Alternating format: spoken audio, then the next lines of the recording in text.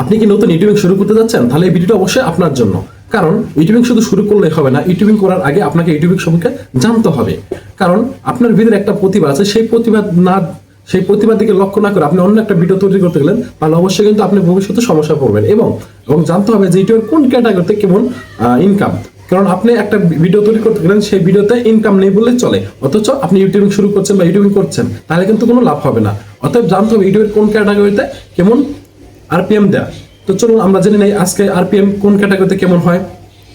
1 number, finance বা insurance সম্পর্কে। Finance বা ইন্স্যুরেন্স এই সাধারণত $8 থেকে $25 পর্যন্ত দিয়ে থাকে, সর্বনিম্ন $8 এবং সর্বোচ্চ $25 পর্যন্ত দিয়ে থাকে। 2 নাম্বার, টেক বা এআই রিলেটেড বা সফটওয়্যার রিলেটেড যদি কেউ কোনো ভিডিও তৈরি করে, এই ভিডিওতে প্রচুর আরপিএম দিয়ে থাকে। এটি সাধারণত $5 থেকে $15 পর্যন্ত আরপিএম হয়ে থাকে। অনলাইন ইনকাম সম্পর্কিত কেউ যদি কোনো ভিডিও বানায়, তাহলে সেটা $6 থেকে $18 পর্যন্ত ইনকাম দিয়ে থাকে।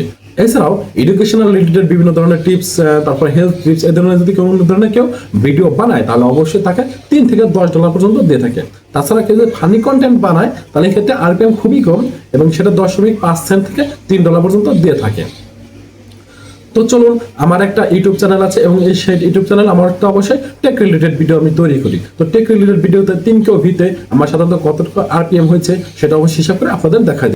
এজন্য আমাকে গুগল এসে লিখতে হবে $টাকা। লেখার পরে এখানে আমাকে এক আছে, একের জায়গায় আমাকে দিতে হবে 15, যেহেতু $1 সমান 1 KB সমান $5 দিয়ে থাকে, সেহেতু 15তে কত ডলার হয়?